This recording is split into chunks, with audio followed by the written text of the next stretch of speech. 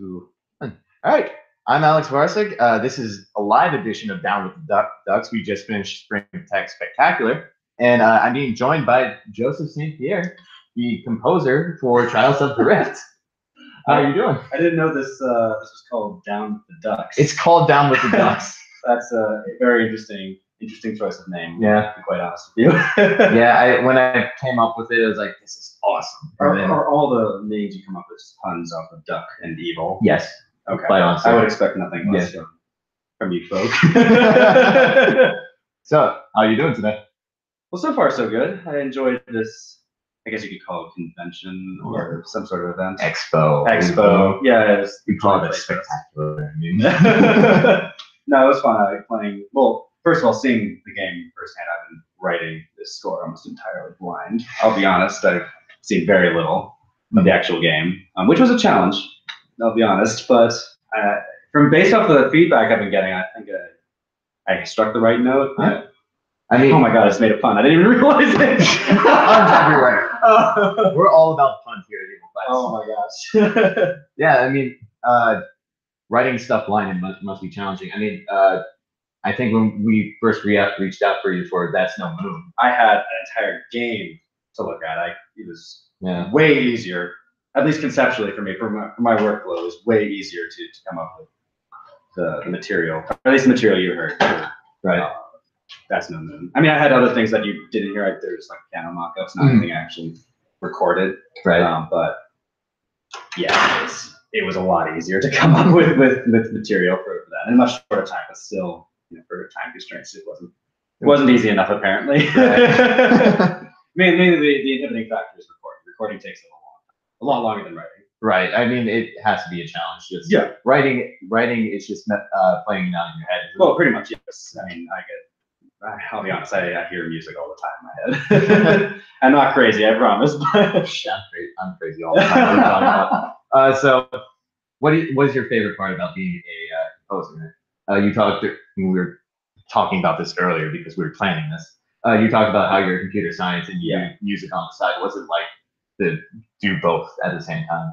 Well, I don't do both at the same time. That'd be very, very challenging. Yeah. Writing a computer program and writing a song at the same time. It would. I mean, we have two hands. That's why. We 2 hands, 2 ears, 2 eyes. Let's do it. Yeah. And I also have 2 monitors. Yeah, it's technically possible, I suppose. But no. At university, I mainly leave music as a hobby. I'll just when I'm finished with my classwork, I'll go play on the pianos in our concert hall and stuff like that, and just I just stay in there for hours, man. It's mainly a means for me to relax and I guess de-stress from all the stress in my life. I mean, I work on games and I've taken a few computer science courses. I know how stressful it can be. Well, try majoring in it. Yeah, no, I tried minoring it. I couldn't handle it, so that's. Oh, did you work with Andre? Yeah. He was talking about your tribulations, your trials.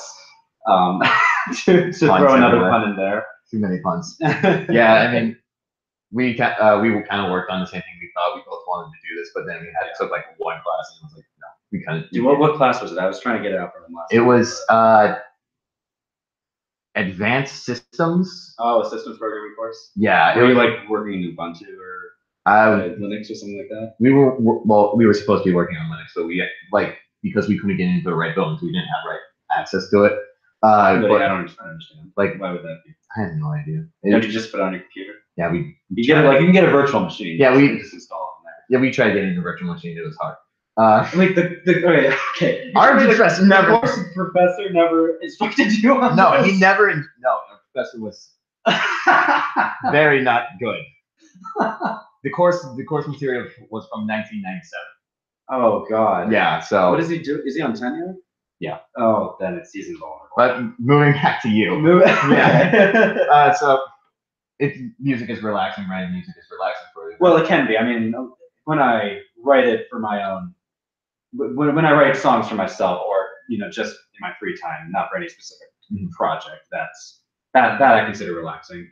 When I have deadlines, it tends to be less relaxing, but I also, for whatever reason, tend to be more proud of the work I make during during that time. It's weird. I don't understand. I mean, maybe I'm too. Maybe it's the deadline that gives me, the motivation to like just accept. Yeah, I got what like I produce. And like overly analyzing it. Yeah, I got like 5 different finals due Tuesday. I got to do all that stuff. That working with five finals.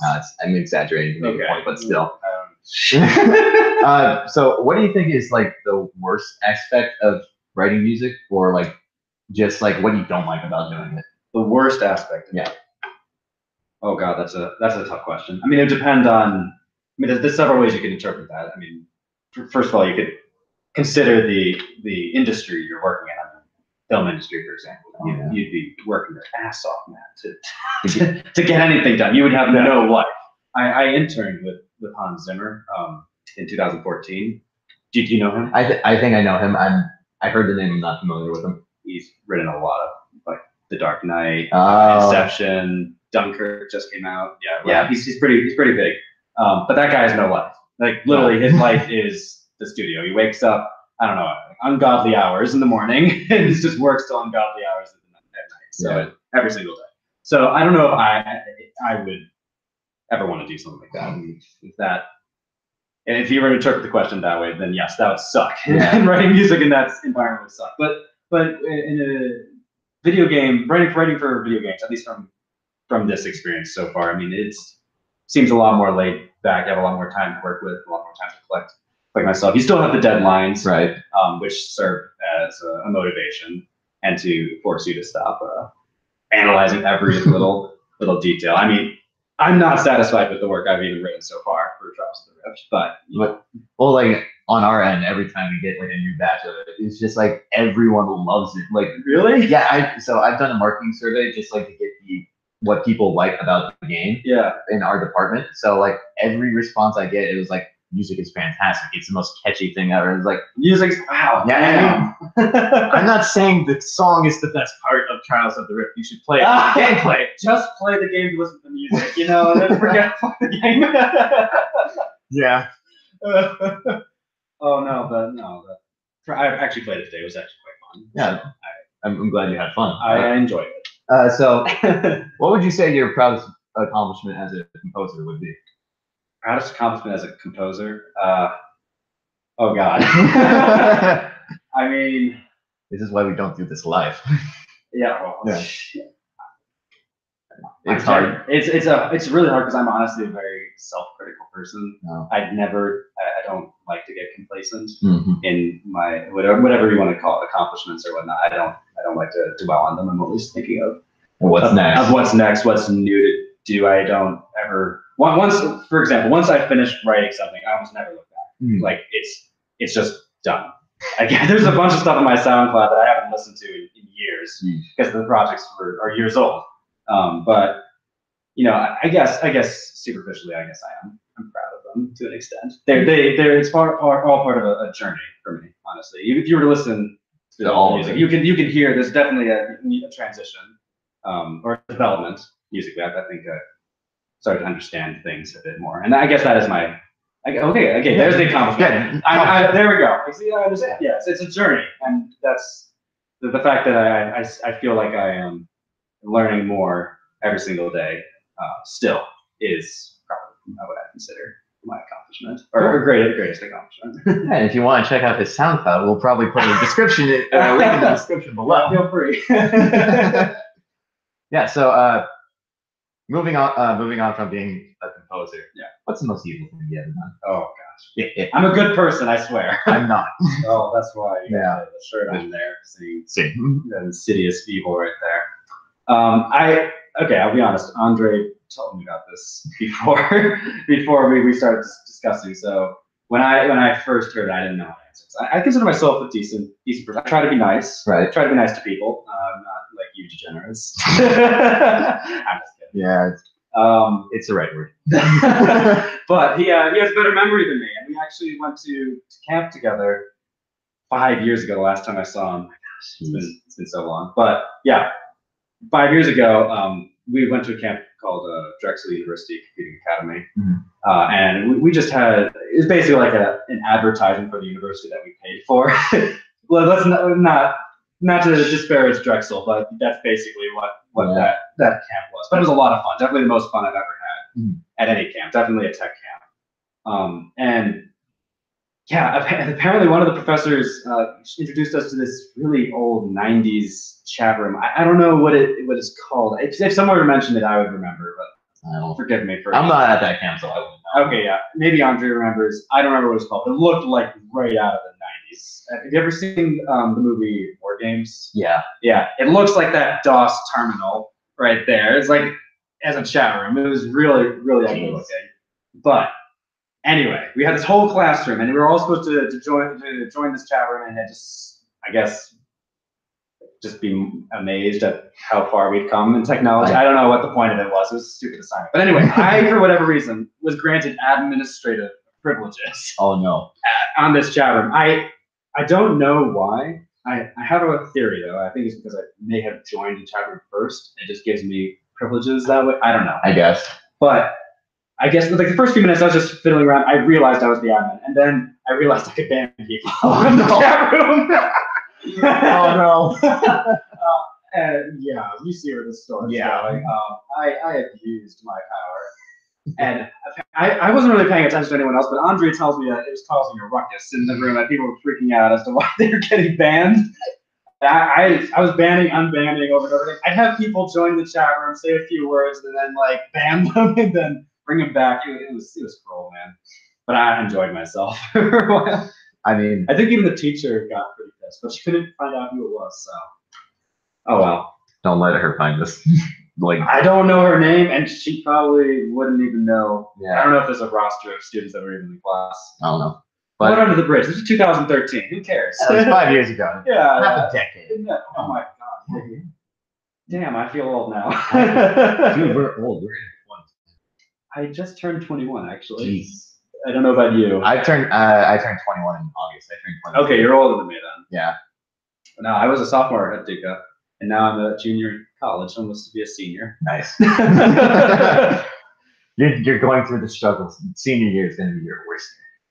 Yeah, I honestly think it's going to be my best year. Oh, I hope. you I hope. Keep I'm the hope alive. optimistic. I'm optimistic, but I have a lot of work. I'm almost done. Optimism's gone. Well, that's all I have to look forward to. That's kind of depressing. Yeah. Welcome to the college life, ladies and gentlemen. Oh god. Well, maybe at Drexel. Up at WPI, it's fantastic. I go to WPI, by the way. Great school. Way better than Drexel. Oh, Drexel's cool.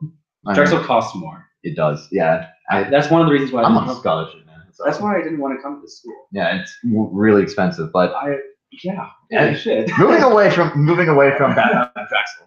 Ah, yeah, sorry. No, you can edit this out, right? No, I can't. I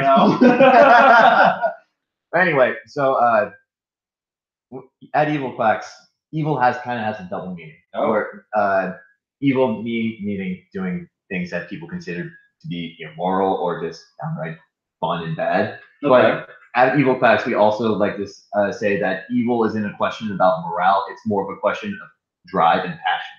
Is this the half-baked philosophy? Yeah, when you're at like working 12 a.m. during scrums. Yes, totally. Okay, that's clearly a half-baked philosophy. It is a half-baked philosophy. I mean, evil geniuses, they work towards a common goal. Anyway, I'm not gonna. It's my philosophy. It's great.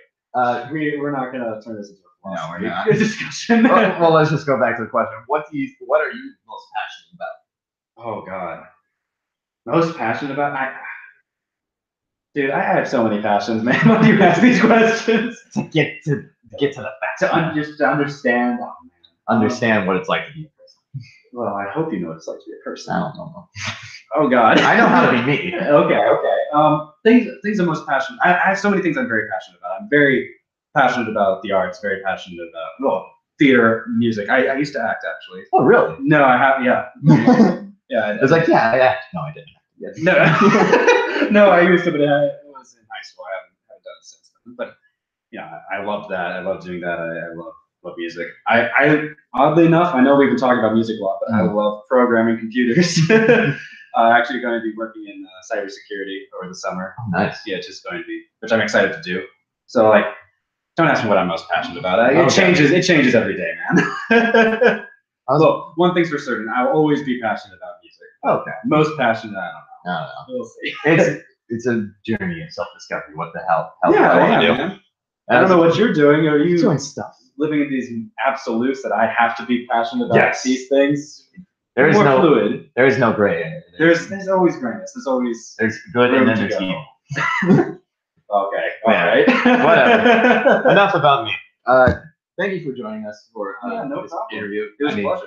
I mean, you had to travel all the way out here just to see the game. I mean, Well, actually, this was the first time I actually got to see what the game really looks like.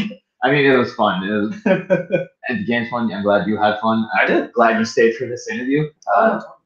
Totally didn't have to do this though. But I mean, you asked me to do did. so I obliged.